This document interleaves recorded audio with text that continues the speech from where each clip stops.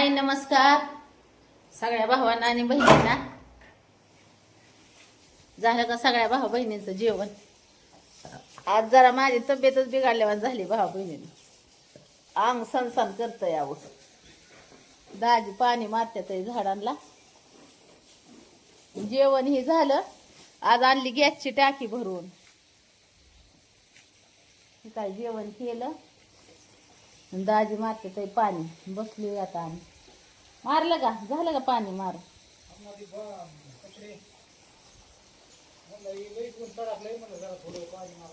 हा काय पाणी मारते ते. तर भाऊ बहिणीनं जेवण ही केलं आणि बसली जरा. जम्पर बी आज जरा सुट्टीच घेतली जरा. जम्पर शिवाय म्हणलं साड्यांना फक्त फॉल करावं होतं आणि बाकीचं नंतर बघावं. तर भाकर खाल्ली आणि जरा उलसक आराम केला. आज जरा लय डोकं दुखायला लागलं होतं माझं अचानकच. मग उलसक डोकं दाबलं, आवरून घेतलं. तर काल मी व्हिडिओ टाकला होता बहिणीचा, तुम्हाला तर माहितीच आहे. तर मला माहिती होतं त्याच्यावर प्रतिक्रिया अशीच येणार आहे की माझा कुणीही विचार करू नका म्हणून अशीच प्रतिक्रिया येणार आहे. पण भाऊ बहिणीनं तुम्हाला सांगायचं झालं तर मला माहिती बी होतं की माझं आहे ना ऐकणार नाही कुणी. ही मला माहिती आहे, काय आत्ताची गोष्ट नाही, पहिल्यापासून बघती. पण बहिणीला म्हणलं होतं एवढी तेवढी शहाणी असेल, पण ती बी नाही. ती बी त्याच लेवल मध्ये गेली या.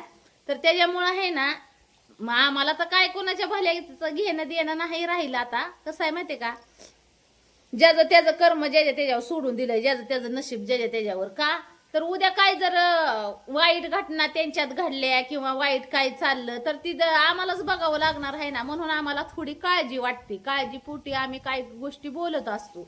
आता माझा नवरा झालं, तुमचं दाजी भाऊ बहिणीनं, तुमचं दाजी बी कधी बी तिच्या भल्याचाच विचार करतात बरं का. माझ्या भावंडांच्या भल्याचाच विचार करतात. पण ती मला कधी कधी सावध पण करत असतात बरं का. माझा नवरा पण मला सावध करत असतो की तू जास्त आहे ना त्यांचं टेन्शन डोक्यात घेत जाऊ नकोस. त्यांचं टेन्शन तू डोक्यात घेतलं की तू आहे ना तुझ्या स्वतःवर परिणाम करून घेते. असं नवऱ्याचं बी मला सारखं सांगणं असतं या. पण तरी पण माझं काय खोट जात नाही. मला वाटतं जाऊन द्या मरू द्या. मी जर नाही त्यांचा विचार केला म्हणजे मला जर नाही थोडं म्हणजे चांगलं मार्गदर्शन करण्याचं काम आहे. ऐकलं तर ऐकलं, आज नाही ऐकलं तर उद्या ऐकत्याल, उद्या नाही ऐकलं तर परवा ऐकत्याल. ह्या दृष्टिकोनातून मी सारखी सारखी त्यांना सांगत असते असं करा तसं करा. पण ती आहे ना ऐकतच नाही. ती ही तर गोष्ट खरी आहे. आणि ती मला सांगत पण असतात तू आहे ना त्यांचा विषय जास्त डोक्यात घेत जाऊ नकोच. ही नवऱ्याचं पण मला सांगणं असतं. आता बहीण काय म्हणते की माझा विचार कुणी करू नका, असं बी माझं वाटुळं झालंय तसं बी माझं वाटुळं झालंय. आता भाऊ बहिणीनं तुम्हाला एक सांगू का, माझ्या मनातल्या गोष्टी काय आहे ती मी सांगत असते. तर वाटुळं माणसाचं मनाने होत नाही, त्याला कारणीभूत स्वतः असतं माणूस. ज्या वेळेस आपल्या जीवनात काय वाईट गोष्टी घडत असतात ना, म्हणजे घडत्यात हो का, संकट ही सगळ्यांवर येतात. पण संकटाला तोंड देण्याची क्षमता आपल्यात असली पाहिजे आणि त्या संकटातून मार्ग काढण्याची क्षमता पण आपल्यात असली पाहिजे.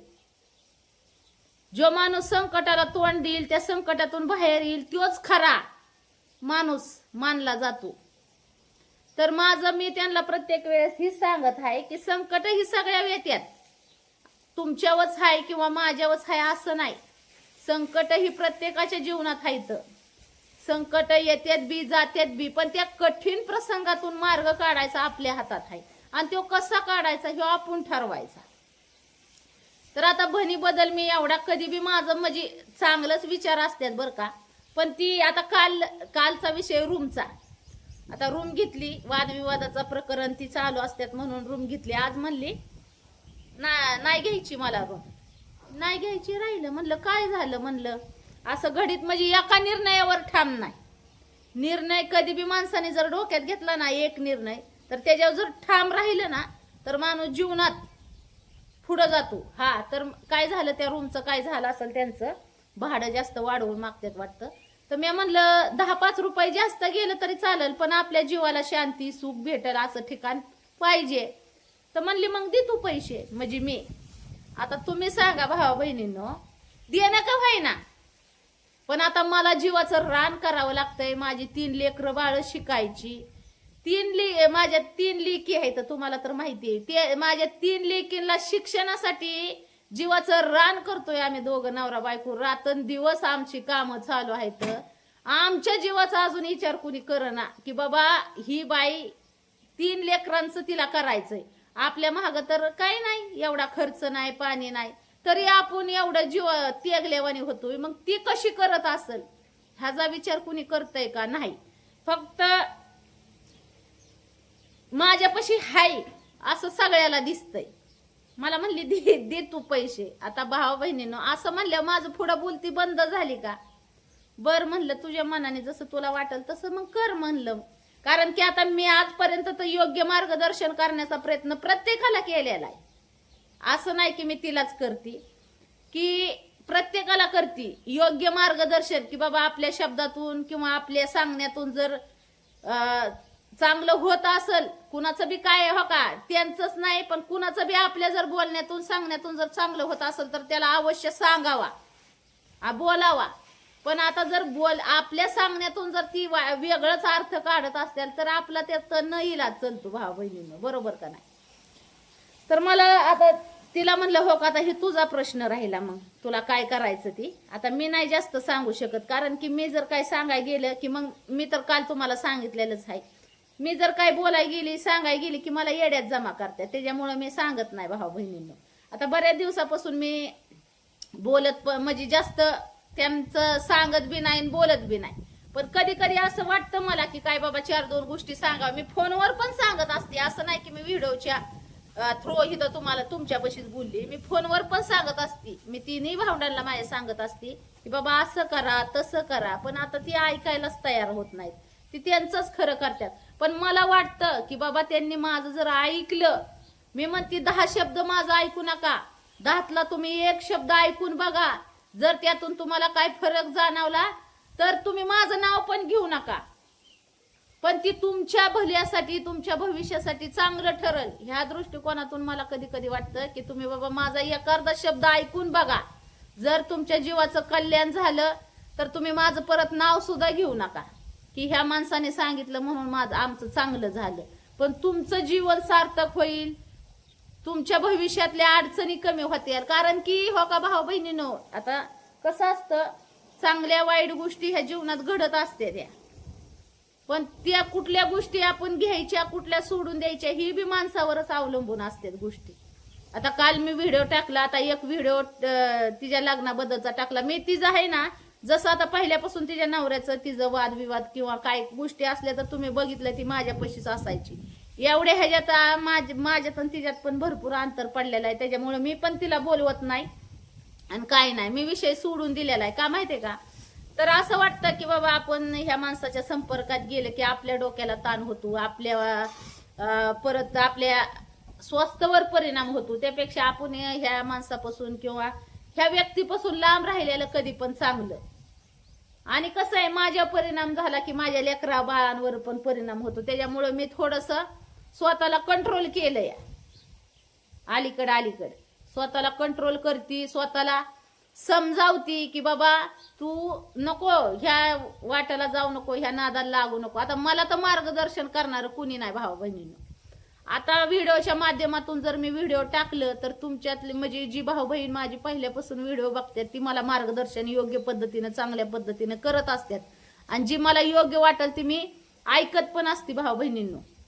कारण की कुणी का असाना, जर आपल्या भल्यासाठी जर त्याचं शब्द असतील तर अवश्य त्या माणसाचं पुढचे ऐकावं असं मला वाटतं. आता तुम्ही तर माझ्या नात्याची ना गोत्याची, तरी पण तुम्ही माझ्या भल्याचा 2 शब्दाचा म्हणजे विचार करता का नाही? मग ही माझी भावंड आहेत, मग मी ह्यांचा कशावर नव्हती ह्यांच्या भल्याचा विचार करणार नाही? तुम्ही सांगा. हा, आता तुम्ही माझं कुणी नसताना तुम्ही माझ्या व्हिडिओच्या दौरान तुम्ही मला बघताय, तरी तुम्ही माझ्या भल्याचा म्हणजे माझ्या चांगल्या वाईट ह्याचा विचार करता की बाबा पूनमताईचं चांगलं कशापासून होईल, वाईट कशापासून होईल, ह्याचं तुम्ही मला मार्गदर्शन करत असता. मग मी तुम्हाला येड्यात जमा करायचं का? नाही. मग मी तर त्यांची कोणतरी आहे ना, आणि मी जर त्यांना 4-2 गोष्टी सांगत असेल तर ह्याच्या वाईट काय आहे. आता ती म्हणते असं बी वाईट वाटोळं झालंय तसं बी वाटोळं झालंय. वाटोळं झालं, वाटोळं होत आहे, आपण त्याला कारणीभूत आहे असं समजायचं. आपण त्याला कारणीभूत आहे वाटोळं व्हायला. कारण की वाटोळं हे आपल्याकडूनच होत चाललंय, जगाकडून नाही. जिथून आपलं वाईट होतंय तिथून 4 हात आपण लांब राहायला शिकायचं असतंय. बरोबर का नाही. राहिला विषय तर जगाचा विचार करणारा. जगाचा विचार करतं माणूस, पण जिथून आपल्याला काट टोचल्या जातात ना तिथला विचार सोडून देतं माणूस. जगाचा विचार. मला काय म्हणायचंय, मी जर पुढच्या माणसाचा विचार करते आणि तो माणूस जर माझा विचारच करत नाही म्हणल्यावर त्या माणसाचा विचार करून काय फायदा होणार आहे. आपल्या डोक्यावर परिणाम आहे ना. त्यापेक्षा त्या माणसाचा विचार करणं सोडून द्यायचं. राहिली गोष्ट माझी गरज सगळ्याला आहे. ती म्हणते माझी गरज सगळ्याला आहे. अरे तुझी गरज तुला वाटतंय ही तुझा प्रश्न आहे की तुझी गरज सगळ्याला आहे, पण तू कधी विचार केला का त्या पुढच्या माणसाला. तुला वाटतंय की माझी गरज सगळ्यांना आहे, पण त्या पुढच्या माणसाला बी तुझी गरज पाहिजे ना. तवा म्हण माझी गरज सगळ्यांना आहे. असं बोलाय गेलं की तिला इथून राग, तिला राग येतो. त्याच्यामुळे मी पण जास्त काय बोलत नाही भाऊ बहिणीनं. आता बऱ्याच आता एक जणी तर काय मला म्हणली माहितीये का, आता तुम्हाला माहितीच आहे भाऊ बहिणीनं असले ह्याच्यात कोणतरी पॉइंट माराय असतं. आता ती वैशाली कुंभार नावाची एक बाई आहे, ती म्हणली योगीच्या नावावर तुला चांगले यूज मिळतात. हो, यूज साठीच मी आहे ना बनवती व्हिडिओ. खरं सांगायचं झालं तुला तर योगीच्या नावावर मला यूज मिळतात ना, म्हणून मी योगीच्याच नावाने व्हिडिओ बनवणार आहे. काय म्हणणं आहे तुझं? ती तुझी कोण सखी आहे का माझी आहे? हा, मी ठरवीन ना तिच्या नावानं बनवायचं का अजून आमच्या शेजारच्या पाजारच्या माणसांच्या नावानं बनवायचा व्हिडिओ. तू कशाला एवढं टेन्शन घेते ग राणी? काय तर डोक्याला वैतागवाडी. मला जिथून आता मला मिळतात ना यूज, मग माझ्या यूजचा तुला काय प्रॉब्लेम? वैशाली कुंभार, आता तुला स्पष्टीकरण द्यायचं म्हणजे तू आहे ना प्रत्येक ह्याच्यावर तुझं मत असतं, त्याच्यामुळे तुला स्पष्टीकरण द्यावं लागतं कधी कधी मला. कारण की आता हो कसं असतं, आता काल मला बऱ्याच भावा बहिणीने अशा बऱ्याच चांगल्या कमेंट बी केल्या ते की पूनमताई तुम्ही आहे ना माहेरचा विषय घेऊ नका, तुमच्या डोक्यावर ताण येईल, तुमच्यावर परिणाम होईल. ही बी गोष्ट खरी आहे त्यांची की मी जर काही गोष्टी जर ही करायला गेलं तर माझ्या डोक्यावर ताण येतो, माझ्या डोक्यावर परिणाम होतो, मग माझ्या घरादारावर परिणाम होतो. पण भावा बहिणीनं कधी कधी मला असं वाटतं की हो विषय मी घ्यायला पाहिजे. आता तिच्या लग्नाचा विषय मी काल तुम्हाला बोललो होतो.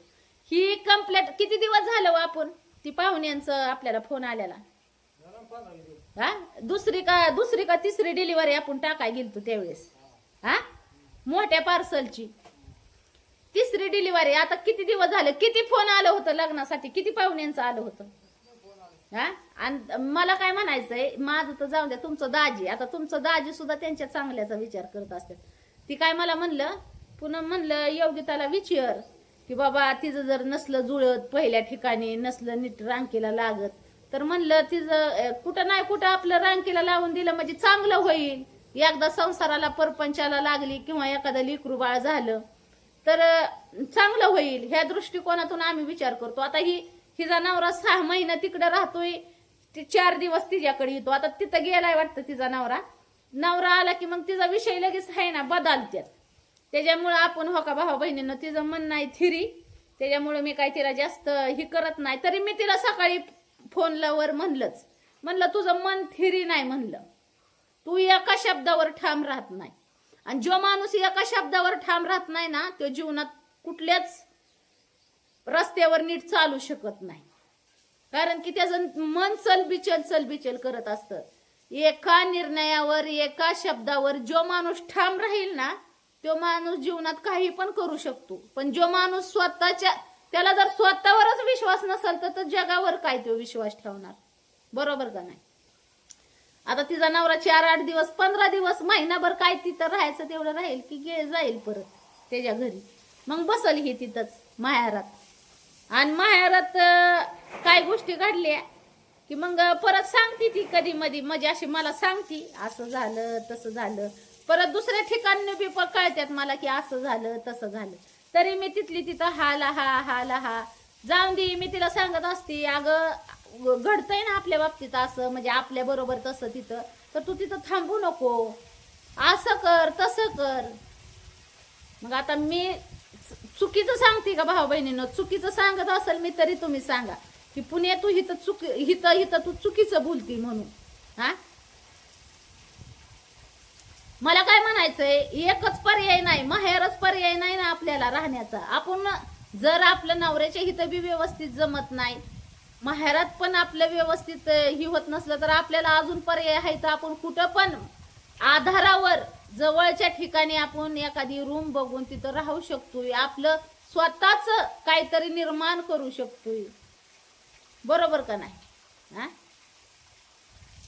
असं मी तिला सांगण्याचा प्रयत्न करत असते. आणि जोपर्यंत तिला आता तिला काय वाटतंय ना ती ठरवल. आणि तिला काय सांगायला गेलं की तिचं चालू असतंय मोहर. त्याच्यामुळं हो का, कसं आहे, माझं सांगायचं काम आहे बहिणीच्या नात्यानं की 4-2 शब्द ऐकलं तर ऐक, नाही ऐकलं तर विषय सोडून दे. काय होय, ती माणसाची म्हण पण आहे, ऐकावे जनाचे आणि करावे मनाचे. पण मनाने जर आपल्या काय गोष्टी चांगल्या होत असल्या तरच मनावर एका शब्दावर ठाम राहून मनाने पण काय गोष्टी करायच्या असतात. बरोबर का नाही भाऊ बहिणी? तर आता योगी तर म्हणते की माझं असं बी वाटोळ झालंय आणि तसं बी वाटोळ झालंय आणि माझा विचार काय कुणी करू नका. आला बघा, तिचाच फोन आला, बघ ती काय म्हणते.